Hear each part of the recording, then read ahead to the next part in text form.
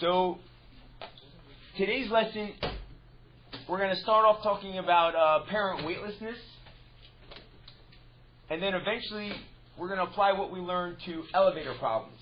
And that's when you're going to get a chance to ride, in the elevator. So, before we get started, I wanted to show you this clip of astronauts floating weightless on the International Space Station. You got to realize that this International Space Station is orbiting the Earth as we speak. And there's astronauts up there. Sometimes they're American, sometimes they're Russian, sometimes they're Japanese. That's why it's the International Space Station. It's a world science project.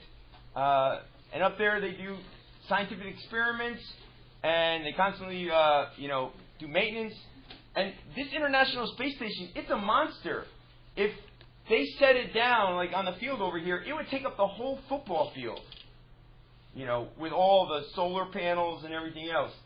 So let's take a look at this. I actually have to switch machines because I can't play YouTube on my laptop. So the question is, are the astronauts truly weightless?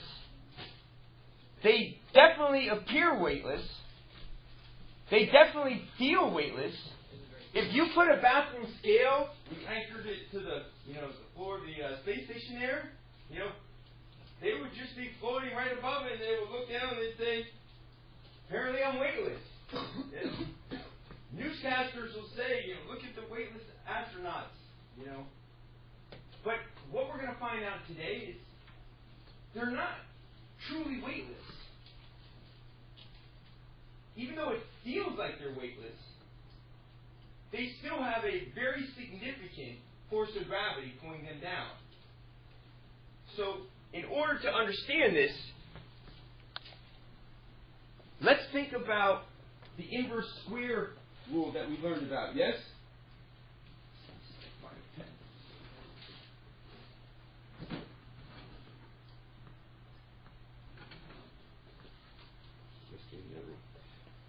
So, basically, with the inverse square rule,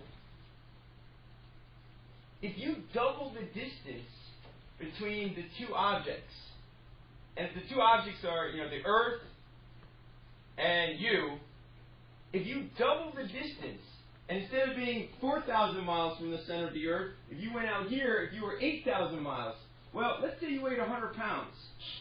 How much would you weigh when you're out here? 25 pounds, yes? Because if you double the distance, it's called an inverse square law. What's the inverse of doubling? What's the inverse of 2? 4. 1/2. 1/2. So the inverse of 2 is 1/2. And then if you square 1/2, you get 1/4. So if you double the distance, your weight would be 1/4. So even if you doubled it and you went out here, another 4,000 miles above the surface of the Earth, if you weighed 100 pounds here, you would weigh 25 pounds out there. You wouldn't be weightless. You'd still have weight. You'd weigh a lot less, but you still have 25 pounds of force pulling you down, yes? Well, the International Space Station, it's nowhere near up that high. It's only like 200 miles above the surface of the Earth. So those astronauts, they still have lots of weight. Their weight isn't even quartered. It's much less, it's much more than that. So, again, we have to figure out what's going on with this conflict, because we saw them look weightless, they feel weightless, but yet we know that there still is a force of gravity pulling them down. So, to answer this question, we have to learn the difference between true weight and apparent weight. So if the astronauts in the International Space Station are only 200 miles above the surface of the Earth, why do they appear weightless when we really know they're not? In order to understand this, folks, I'm going to do a comparison with a building that has an elevator shaft and an elevator in it, yes? And up above, we have the International Space Station. Okay?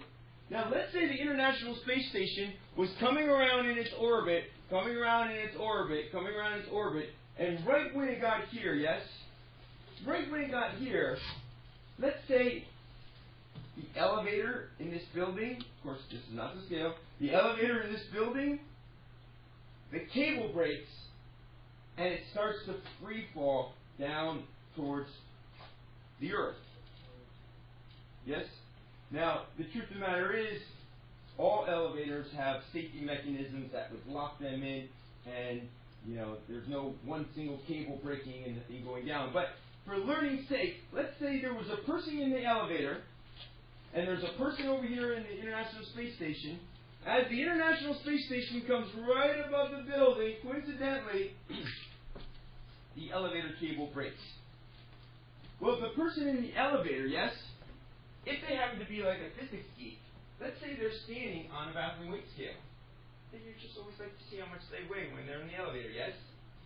If the cable breaks while they're in the elevator, they'll start plummeting down towards the center of the earth.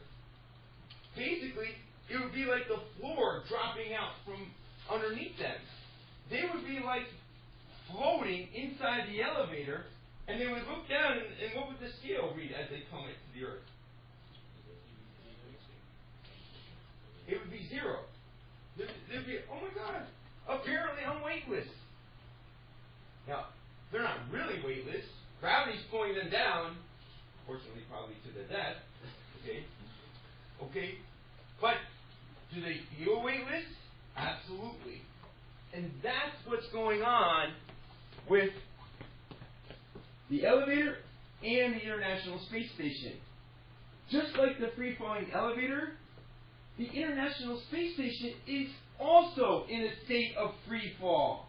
And the people inside the International Space Station, they feel just like the person inside the falling elevator. They're like, whoa! Is gravity pulling down on them? Absolutely. Just like gravity's pulling down on the free-falling elevator. Why doesn't the space station then crash into the earth just like the elevator? Okay? Well, the space station has a perpendicular vector going in the y direction and a perpendicular vector going in the x direction. So the reason why they're still feeling the same acceleration or same pull of gravity that an elevator goes down with, but because of the horizontal velocity that's going at that perfect tangential velocity. Exactly. Okay? It has that perfect tangential velocity that way. I want to show you two scenarios. Okay? One scenario, as the space shuttle, or as the International Space Station is coming around, right when it gets above the building, the cable breaks, yes? But in this scenario, right when the International Space Station comes over top of the building and the cable breaks, I'm going to be like bewitched and I'm going to shut off gravity. Yes? If I shut off gravity, if I could somehow magically shut off gravity, as the space station is coming around, going right there over top, I shut off gravity, the cable breaks. Let's take a look what would happen there. Let's see, what do we have here? Let me get that out of the way. The person inside the elevator appears weightless because he is free falling towards the earth. The person inside the elevator appears weightless because he is free falling towards the earth inside the elevator, which is free falling towards the earth.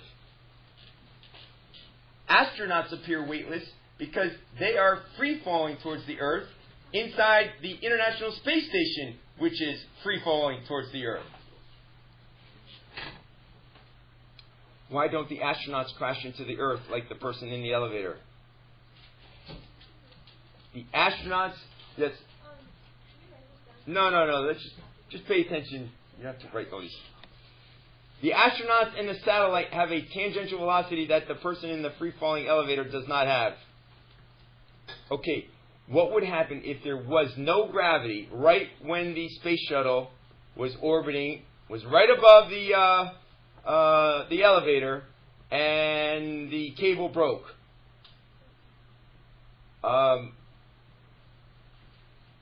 What would the elevator do if, At that instant, there was no gravity. Was it going up or down? It was just stationary there. Okay, so just stay where it is. It was just going to stay right there, yeah. And what would the International Space Station do? Keep going. It would not have an orbit. So we just keep going straight line. All right, let's see what happens. Bye-bye. Broken elevator would not drop. Space station would just continue with the same velocity. But there is gravity. And this is what actually happens. Yes?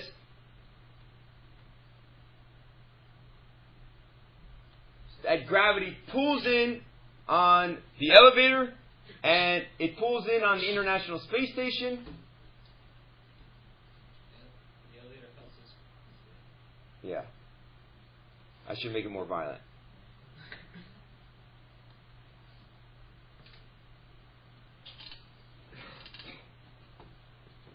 So, ladies and gentlemen, those astronauts that you saw, they still have weight.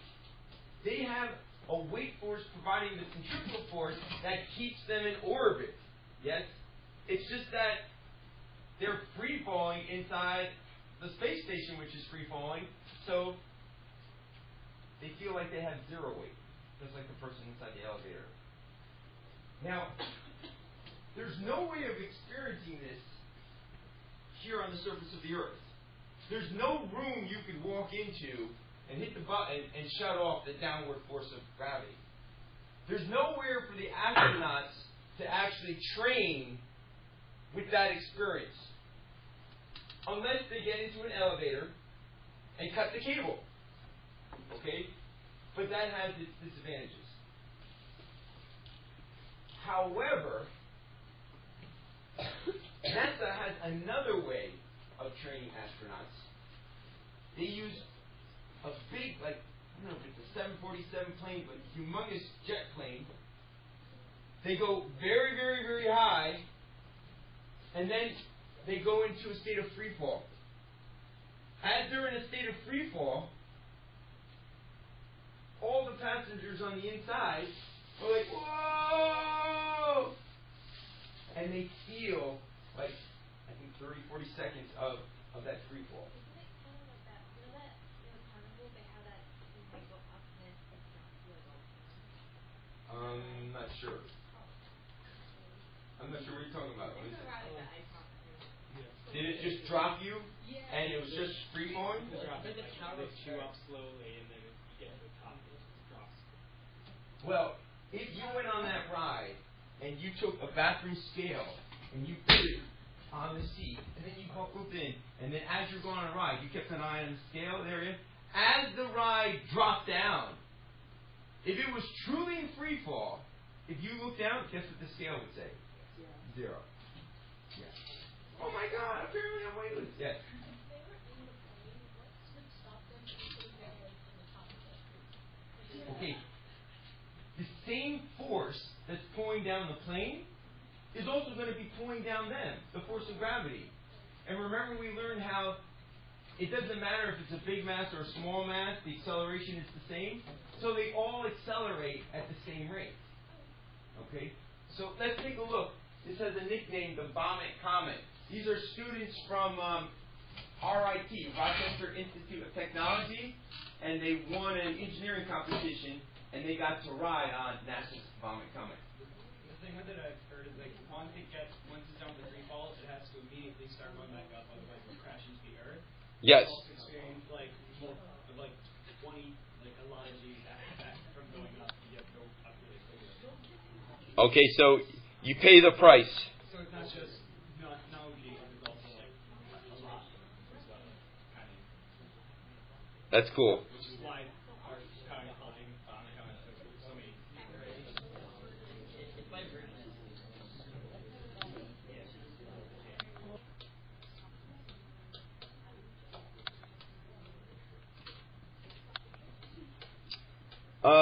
I don't know if you ever saw the movie Apollo 13. It's one of my favorite movies. Basically, Tom Hanks and Kevin Bacon and I forget the third actor's name. but many times they're filmed where they're, weightless, or apparently weightless, in a state of free fall. They film in a plane like that. And they can only film half a minute at a time, and then they would have to wait for the plane to get back up again, and then they film another half. What's that? I always assumed that it was like really No. That's how they actually did it. All right. So,